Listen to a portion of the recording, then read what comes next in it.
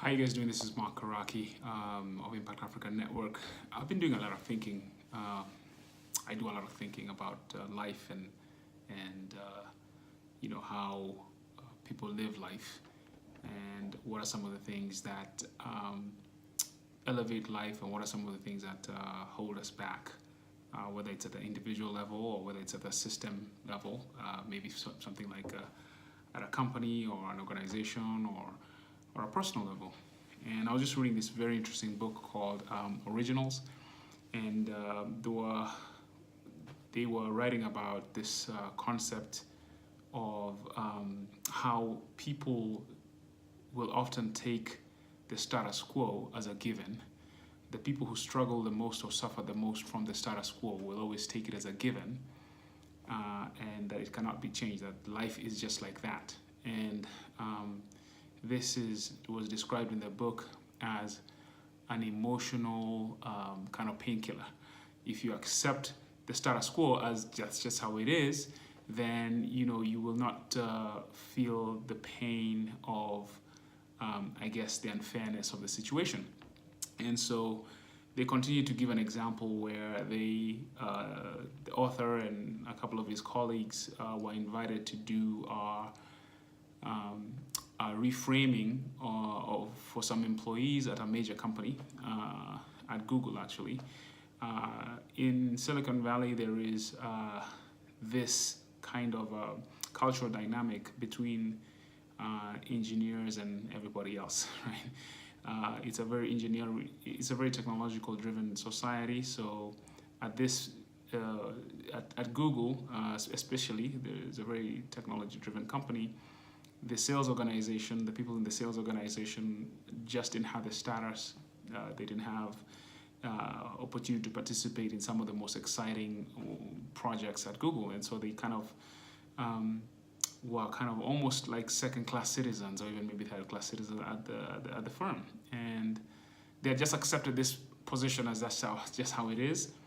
And so the authors of the book Originals were invited to kind of help these employees reframe their perception of their jobs, and not just see them as something that's set in stone and accepted that way. So they came and spent 90 minutes with them and helped them reframe their roles, to help them see them not just as, like I said, set in stone, but they could bring their whole selves to work and be creative in their roles.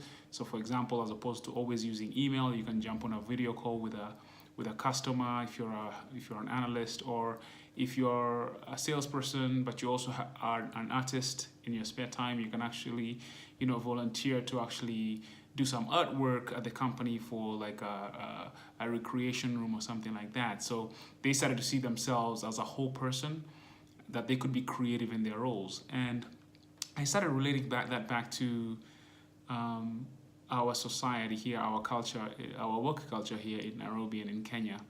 And there is almost no other place that is an archetypical example of a hierarchical society where people actually wait to be told what to do, where people have this very kind of straitjacket relationship with their jobs, and that's just the expectation. And so if you think about it, like, somebody shows up at work and their job is pretty much defined and they're not supposed to do anything beyond that. So they probably using just 10% of their capacity because they're doing these very repeatable functions at their job.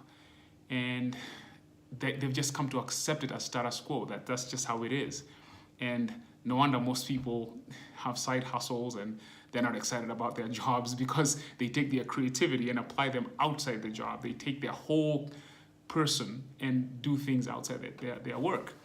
And just imagine the impact that has on all the organizations that are around. And so it always stuns me, like when I interact with somebody who's got a job, and they're always kind of very, a lot of times you get this very robotic interaction, or this kind of like glazed over look in their eyes, like they're not present, and they just do things in half measures, customer service or at a restaurant, the service. I mean, it is so endemic in our society, and you wonder why that is, and you just realize that people are only 10% there.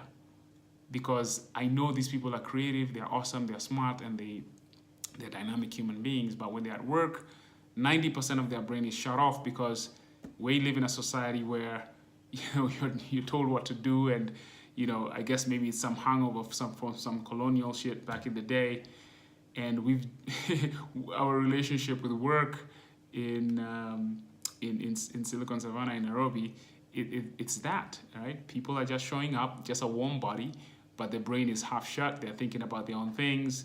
They just don't feel like they can actually be they're gonna contribute to improve the situation in some creative way. And it's just so interesting. So people have accepted the status quo. It's sad, because the loss of productivity, loss of creativity, organizations are just, they're losing a lot of potential.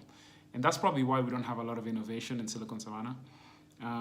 That's why, things just seem so stagnant in a lot of ways, while there's so much potential. But I just thought I would share that with you guys, and have a good one.